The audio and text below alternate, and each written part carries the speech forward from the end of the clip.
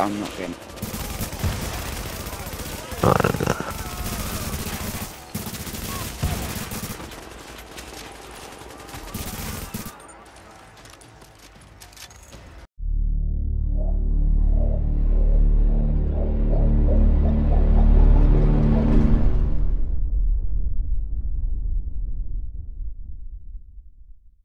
What's on YouTube? It's PTT back at it with another Division video. Today, agents, we are looking at a very highly spec'd PvE build that we put together on the PTS. Now, unfortunately, the build isn't fine-tuned. There's no recalibration on the PTS at the moment. But yeah, I want to bring you the build anyway. I've had fun playing with it. I've had fun building it. Let's jump into it. We are doing this live. It's a little bit different. I'm having some issues in the background, so we're having to do this live. Let's do it and hope we don't engage babble mode. This is the build here.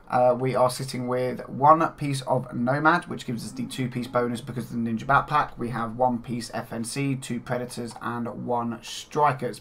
Let's break it down. Let's take a look at it. So our 1-piece Nomad has health and skill haste on it. Okay. Because of the Ninja backpack, we get the 2-piece bonus, which is 15% health on kill. We are also spec'd to we are spec'd with 2 purple mods, which give us damage to elites. Now, the reason we've done this, like I said, we're spec'ing to PvE. We are going through challenge mode and things like that with this build. That is what it is aimed at. It is aimed at maybe players that, you know, don't quite do legendary modes. You're still playing around with the challenge modes and that kind of end game. This could be a build for you. It is very easily put together, especially when 1.7 comes out with the messenger backpack. It absolutely melts through NPCs, and yeah, I've had so much fun with it. Next, we've got the FNC mask. This has skill power, damage to elites, roll to firearms. We get the 2-piece bonus, protection from elites. Again, carrying on the theme, we're going for PvE, challenge mode, things like that with this build. 4% damage to elites with the mod. 1 of 2 pieces of our Predators mark. Then we've got health and damage to elites here. We get the reload speed and the assault rifle damage and SMG damage because of the messenger backpack giving us the 3 pieces. The gloves, then we have assault rifle damage, crit hit chance, and skill haste. Again, roll to firearms. The holster, that is rolled to health, giving us the 2-piece for Strikers, which is the 20% stability. Very nice, as we are running an LVOA. Our backpack is very shocking, and now it does show the current talent for the Ninja backpack. That's because it's not been changed on the PTS yet, but it is actually giving us the new talent. Whereas if you equip 1 piece of gear, you get the 2-piece bonus. If you equip 2 pieces of gear, you get the 3-piece bonus, so on and so on. We've got crit hit damage and bleed resistance. So overall, you know, the stats aren't brilliant on this gear from the point of view of how I want it. I will talk about how I would personally mid-max this at a later date. We'll get onto that later. But for now, I want to look at the build as a whole, okay? Because the Ninja backpack, in my opinion, right now is offering a lot of different build diversity. It's allowing us to put a lot of different builds together that we wouldn't have normally been able to do. Weapons, we are running an LVOA. It has 18% enemy armor damage baked into it. We have responsive, destructive, and competent. The MP5 ST rocks responsive, deadly, competent, and has 22.5% crit chance. I also have this bad boy. This is my lightweight M4. 21% enemy armor damage, deadly, destructive, and ferocious. Now, we'll get onto that later on as to why that is good and why it can be very effective. Again, we're aiming PvE, endgame, elites, challenge modes, things like that. If we look at our stats then, okay, we're going to come down to our crit chance and our crit damage. For the LVOA, the crit chance is 15.5%, crit hit damage is 37%. That does change a lot when we swap to the MP5, but we will cover that in a minute. Headshot damage is 100%, 33% stability, which makes it like a laser beam. Reload speed bonus, that comes from the Predator's mark. We have 1135 AR damage. That is built into the gloves because we've rolled weapon damage. We also get a flat 8% increase to assault rifles and SMGs because of the Predator's mark bonus. If we come down a bit more, there's the SMG one. Where this gets interesting, guys, is here, okay? Damage to elites, 43%. That is with the LVOA. That's, you know, relying on the talent. So we've got responsive and competent to make up the extra damage. If we swap out to our lightweight M4, this obviously gets another 10%. We're now sitting at 53% damage to elites. Health on kill, 15%. Right, we're killing things so quickly, we can get the health on kill procs an awful lot. That keeps us alive. As you can see, my skill power was 96,000. Not very good, okay? I have beefed up the build by adding in some self-heal performance mods. but I kind of do highly, rely on proccing that health on kill with every kill to keep me alive. Enemy armor damage 33%. Now, somewhere on our survivability, here we go, we have a maximum health 234,000. Armor's 31.9% mitigation, so that's not too bad because 35% is now the cap.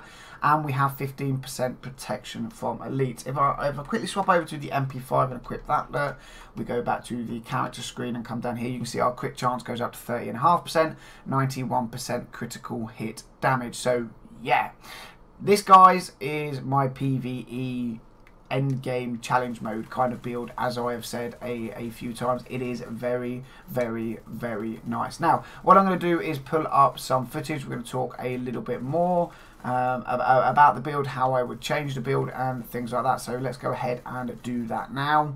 So, like I said earlier, guys, the PTS doesn't have recalibration. This means not the most effective test environment, okay? We can't mid-max builds and things like that at the moment. So, you've seen my current build, okay? We've got things like skill haste, skill power, crit damage on the build. That's not ideal. If I was going to try and mid-max this build to take it even further than what it already has, then on the chest piece, I would roll enemy armor damage and health. On the mask, I would roll enemy armor damage and damage to elites. If I was on my knee pads, I would roll health, damage to elites. Backpack, I would definitely take away the crit damage and put health on. The gloves, there's a few different ways you could go about it. You could go crit chance, crit damage, weapon damage. You could go enemy armor damage, weapon damage, health on kill. Or you could go something like enemy armor damage, and then you could have assault rifle and SMG damage, so that it doesn't matter what weapon you're using, you're getting that extra 8% flat damage. Gloves, I think gloves comes down to people's personal opinion, how they like to run a build. There's actually a lot of fine-tuning can be done with how you roll your gloves. So, yeah, lots of different things depending on your playstyle there. The holster, definitely rocking health on. So, yeah, like I said, there's still an awful lot to get out of this build, in my opinion. I know you wouldn't run Legendary mode with it. I know you wouldn't go and necessarily run the Dark Zone with it. I mean, you might do. That's something I will give a go tonight on stream. But like I said, running your challenge modes and things like that, this build is so much fun. No word of a lie.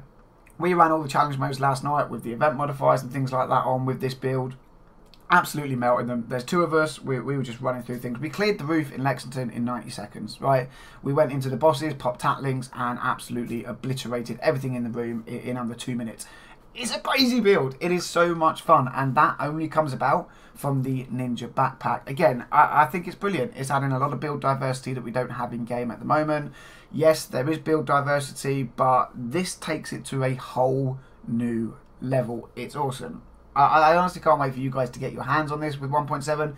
If you guys are on the PTS, definitely try and get one, play with it, put some builds together. It is definitely worth it. Now, I do have some PvP builds coming on later this week as well. A couple of other PvE builds specced around the Ninja backpack and the different bonuses that we can activate with the new talent on it.